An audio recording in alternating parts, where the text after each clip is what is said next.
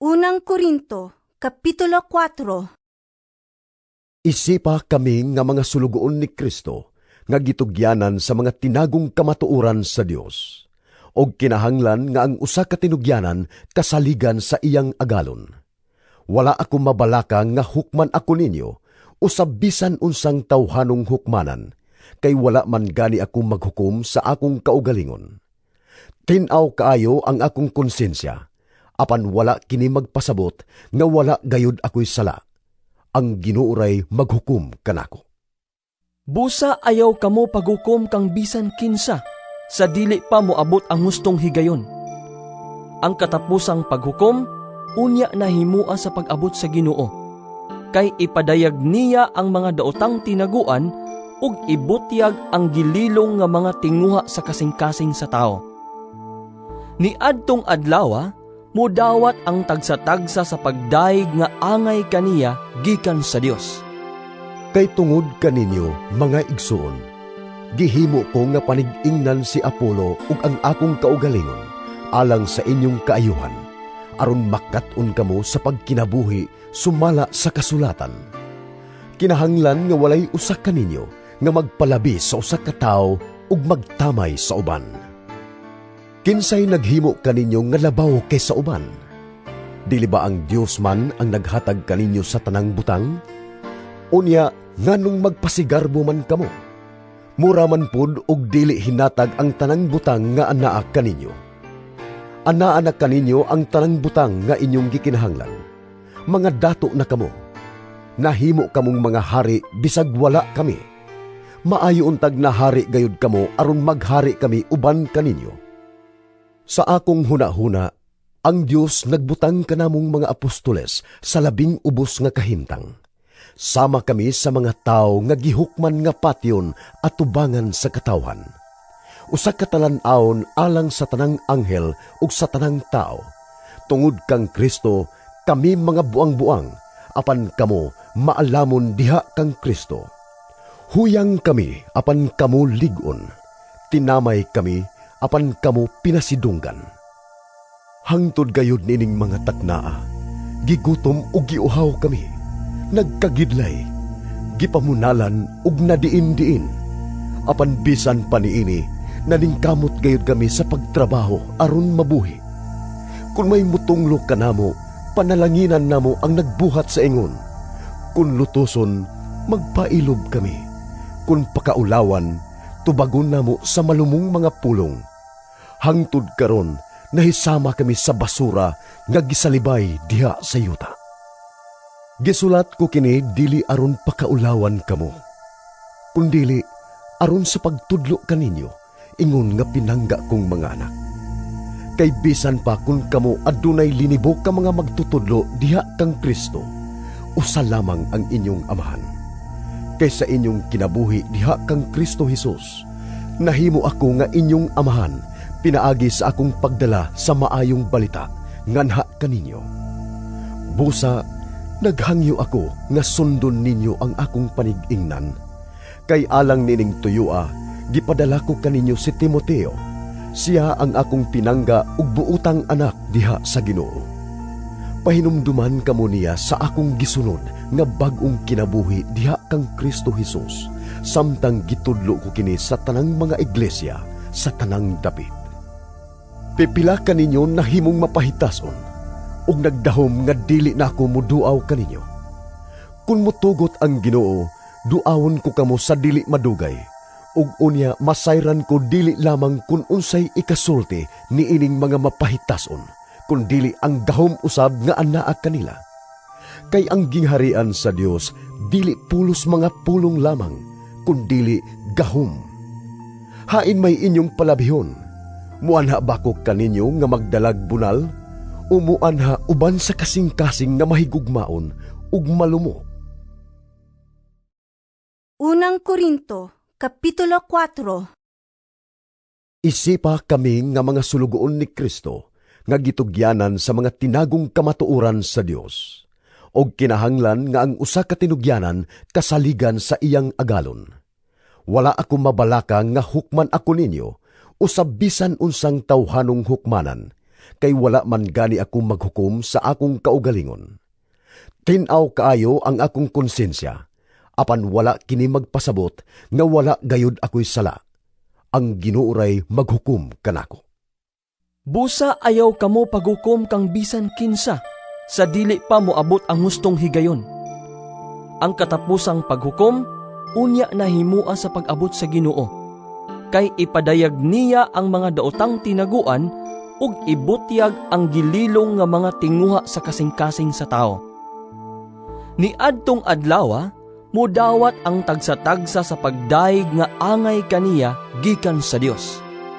Kay tungod kaninyo, mga igsoon, gihimo ko nga panig-ingnan si Apolo ug ang akong kaugalingon, alang sa inyong kaayuhan, aron makat-on kamo sa pagkinabuhi sumala sa kasulatan. Kinahanglan nga walay usa kaninyo nga magpalabi sa usa ka tawo ug magtamay sa uban. Kinsay naghimo kaninyo nga labaw kaysa uban?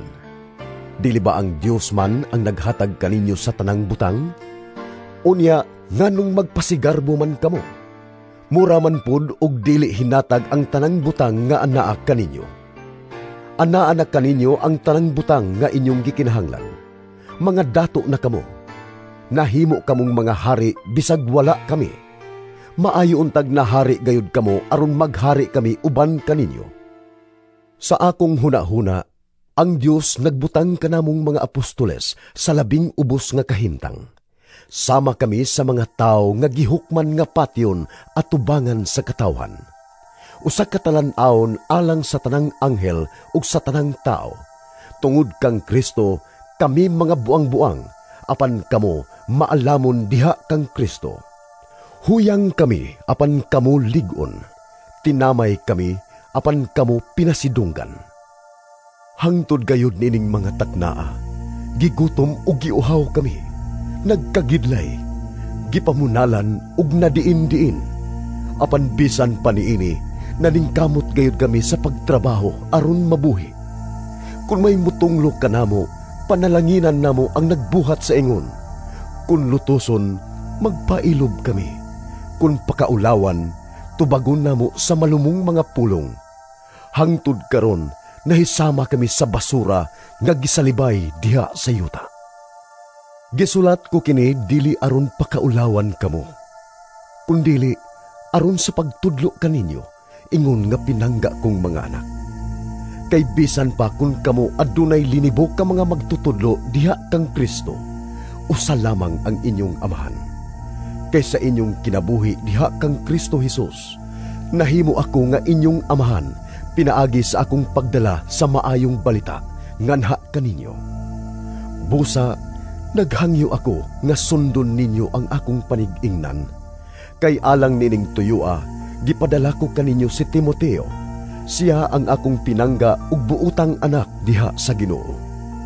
Pahinumduman kamo niya sa akong gisunod nga bag-ong kinabuhi diha kang Kristo Jesus, samtang gitudlo ko kini sa tanang mga iglesia sa tanang dapit. Pipila kaninyo na himong mapahitason, ug nagdahom nga dili na ako muduaw kaninyo.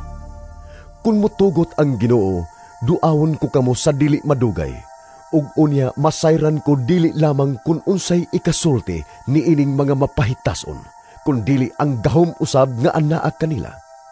Kay ang gingharian sa Dios dili pulos mga pulong lamang, kun dili gahom. Hain may inyong palabihon. Muanha ba ko kaninyo nga magdalag bunal? Umuanha uban sa kasing-kasing nga mahigugmaon ug malumo. Unang Korinto, Kapitulo 4. Isipa kami nga mga sulugoon ni Kristo, nga gitugyanan sa mga tinagong kamatuoran sa Dios, og kinahanglan nga ang usa ka tinugyanan kasaligan sa iyang agalon. Wala ako mabalaka nga hukman ako ninyo, usab bisan unsang tawhanong hukmanan, kay wala man gani ako maghukom sa akong kaugalingon. Tinaw kaayo ang akong konsensya, apan wala kini magpasabot nga wala gayud ako'y sala. Ang Ginoo ray maghukom kanako. Busa ayaw kamo paghukom kang bisan kinsa, sa dili pa moabot ang hustong higayon. Ang katapusang paghukom, unya nahimua sa pag-abot sa Ginoo, kay ipadayag niya ang mga daotang tinaguan ug ibutyag ang gililong nga mga tinguha sa kasing-kasing sa tao. Niadtong adlaw, mudawat ang tagsa-tagsa sa pagdaig nga angay kaniya gikan sa Dios. Kay tungod kaninyo, mga igsoon, gihimo ko nga panig-ingnan si Apolo ug ang akong kaugalingon alang sa inyong kaayuhan, aron makat-on kamo sa pagkinabuhi sumala sa kasulatan. Kinahanglan nga walay usa kaninyo nga magpalabi sa usa ka tawo ug magtamay sa uban. Kinsay naghimo kaninyo nga labaw kaysa uban? Dili ba ang Dios man ang naghatag kaninyo sa tanang butang? Unya, nganong magpasigarbo man kamo? Mura man pud og dili hinatag ang tanang butang nga anaa kaninyo. Anaa na kaninyo ang tanang butang nga inyong gikinahanglan. Mga dato na kamo. Nahimo kamong mga hari bisag wala kami. Maayo untag na hari gayud kamo aron maghari kami uban kaninyo. Sa akong hunahuna, ang Dios nagbutang kanamong mga apostoles sa labing ubos nga kahimtang. Sama kami sa mga tao nga gihukman nga patyon at tubangan sa katawhan. Usa ka talan-awon alang sa tanang anghel ug sa tanang tao.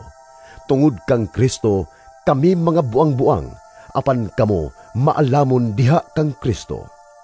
Huyang kami apan kamo ligon. Tinamay kami apan kamo pinasidunggan. Hangtod gayud nining mga taknaa, gigutom ug giuhaw kami. Nagkagidlay, gipamunalan ug nadiin-diin.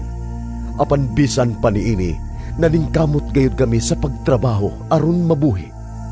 Kung may mutunglo kanamo, panalanginan namo ang nagbuhat sa ingon. Kung lutuson, magpailob kami. Kung pakaulawan, tubagon namo sa malumong mga pulong. Hangtod karon, nahisama kami sa basura nga gisalibay diha sa yuta. Gisulat ko kini dili aron pakaulawan kamo, kundili aron sa pagtudlo kaninyo, ingon nga pinangga kong mga anak. Kay bisan pa kung kamo adunay linibok ka mga magtutudlo diha kang Kristo, usa lamang ang inyong amahan. Kay sa inyong kinabuhi diha kang Kristo Jesus, nahimo ako nga inyong amahan, pinaagi sa akong pagdala sa maayong balita nganha kaninyo. Busa, naghangyo ako nga sundon ninyo ang akong panig-ingnan. Kay alang nining tuyua, gipadala ko kaninyo si Timoteo. Siya ang akong pinangga ug buutang anak diha sa Ginoo. Pahinumduman kamo niya sa akong gisunod nga bag-ong kinabuhi diha kang Kristo Jesus, samtang gitudlo ko kini sa tanang mga iglesia sa tanang dapit. Pipila kaninyo nahimong mapahitason, ug nagdahom nga dili na ako muduaw kaninyo. Kung mutugot ang Ginoo, duawon ko kamo sa dili madugay, ug unya masayran ko dili lamang kun unsay ikasulti ni ining mga mapahitason, kun dili ang gahom usab nga anaa kanila. Kay ang gingharian sa Dios dili pulos mga pulong lamang, kun dili gahom. Hain may inyong palabihon, muanha ba ko kaninyo nga magdalag bunal? Umuanha uban sa kasing-kasing nga mahigugmaon ug malumo. Unang Korinto, Kapitulo 4. Isipa kami nga mga sulugoon ni Kristo, nga gitugyanan sa mga tinagong kamatuoran sa Dios. Og kinahanglan nga ang usa ka tinugyanan kasaligan sa iyang agalon. Wala ako mabalaka nga hukman ako ninyo, usab bisan unsang tawhanong hukmanan, kay wala man gani ako maghukom sa akong kaugalingon. Tinaw kaayo ang akong konsensya, apan wala kini magpasabot nga wala gayud ako'y sala. Ang Ginuuray maghukom kanako. Busa ayaw kamo paghukom kang bisan kinsa, sa dili pa moabot ang hustong higayon. Ang katapusang paghukom, unya nahimua sa pag-abot sa Ginoo, kay ipadayag niya ang mga daotang tinaguan ug ibutyag ang gililong nga mga tinguha sa kasing-kasing sa tao. Niadtong adlaw, mudawat ang tagsa-tagsa sa pagdaig nga angay kaniya gikan sa Dios. Kay tungod kaninyo, mga igsoon, Gihimo ko nga panig-ingnan si Apolo ug ang akong kaugalingon alang sa inyong kaayuhan, aron makat-on kamo sa pagkinabuhi sumala sa kasulatan. Kinahanglan nga walay usa kaninyo nga magpalabi sa usa ka tawo ug magtamay sa uban. Kinsay naghimo kaninyo nga labaw kaysa uban? Dili ba ang Dios man ang naghatag kaninyo sa tanang butang? Unya, nganong magpasigarbo man kamo? Mura man pud og dili hinatag ang tanang butang nga anaa kaninyo. Anaa na kaninyo ang tanang butang nga inyong gikinahanglan. Mga dato na kamo. Nahimo kamong mga hari bisag wala kami. Maayo untag na hari gayud kamo aron maghari kami uban kaninyo. Sa akong hunahuna, ang Dios nagbutang kanamong mga apostoles sa 12 nga kahimtang. Sama kami sa mga tao nga gihukman nga patyon at tubangan sa katawhan. Usa ka talan-awon alang sa tanang anghel ug sa tanang tao. Tungod kang Kristo, kami mga buang-buang, apan kamo maalamon diha kang Kristo. Huyang kami apan kamo lig-on. Tinamay kami apan kamo pinasidunggan. Hangtod gayud nining mga taknaa, gigutom ug giuhaw kami, nagkagidlay, gipamunalan ug nadiin-diin. Apan bisan pa niini, naningkamot gayud kami sa pagtrabaho aron mabuhi. Kung may mutunglo kanamo, panalanginan namo ang nagbuhat sa ingon. Kung lutoson, magpailob kami. Kung pakaulawan, tubagon namo sa malumong mga pulong. Hangtod karon, nahisama kami sa basura nga gisalibay diha sa yuta. Gisulat ko kini dili aron pakaulawan kamo, kundili aron sa pagtudlo kaninyo, ingon nga pinangga kong mga anak. Kay bisan pa kung kamo adunay linibok ka mga magtutudlo diha kang Kristo, usa lamang ang inyong amahan. Kay sa inyong kinabuhi diha kang Kristo Jesus, nahimo ako nga inyong amahan, pinaagi sa akong pagdala sa maayong balita nganha kaninyo. Busa, naghangyo ako nga sundon ninyo ang akong panig-ingnan. Kay alang nining tuyua, gipadala ko kaninyo si Timoteo. Siya ang akong pinangga ug buutang anak diha sa Ginoo. Pahinumduman kamo niya sa akong gisunod nga bag-ong kinabuhi diha kang Kristo Jesus, samtang gitudlo ko kini sa tanang mga iglesia sa tanang dapit. Pipila kaninyo nahimong mapahitason ug nagdahom nga dili na ako muduaw kaninyo. Kung mutugot ang Ginoo, duawon ko kamo sa dili madugay, ug unya masayran ko dili lamang kun unsay ikasulti ni ining mga mapahitason, kun dili ang gahom usab nga anaa kanila. Kay ang gingharian sa Dios dili pulos mga pulong lamang, kun dili gahom. Hain may inyong palabihon. Muanha ba ko kaninyo nga magdalag bunal? O muanha uban sa kasing-kasing nga mahigugmaon ug malumo?